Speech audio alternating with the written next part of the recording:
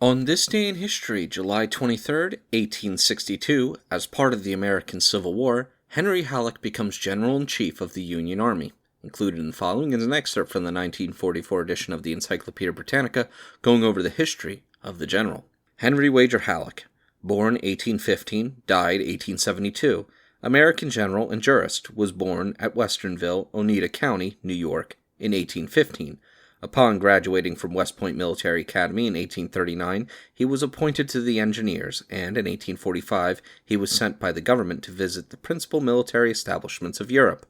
After his return, Halleck delivered a course of lectures on the science of war, published in 1846 under the title Elements of Military Art and Science, a later edition of which was widely used as a textbook by volunteer officers during the Civil War.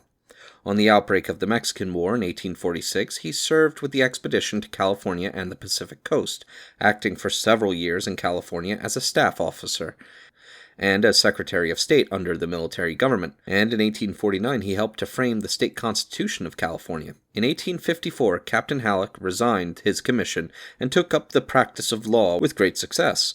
On the outbreak of the Civil War, he returned to the Army as a Major General, and in November 1861 he was charged with the supreme command in the Western Theater of War. There can be no doubt that his administrative skill was mainly instrumental in bringing order out of chaos in the hurried formation of large volunteer armies in 1861.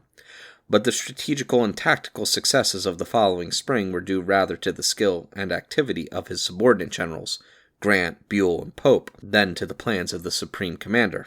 In July, however, he was called to Washington as General-in-Chief of the armies. At headquarters, his administrative powers were conspicuous, but he proved to be utterly wanting in any large grasp of the military problem. The successive reverses of McClellan, Pope, Burnside, and Hooker in Virginia were not infrequently traceable to defects of the General-in-Chief. In March 1864, Grant was appointed to replace him, Halleck becoming Chief of Staff at Washington. This post he occupied with credit until the end of the war.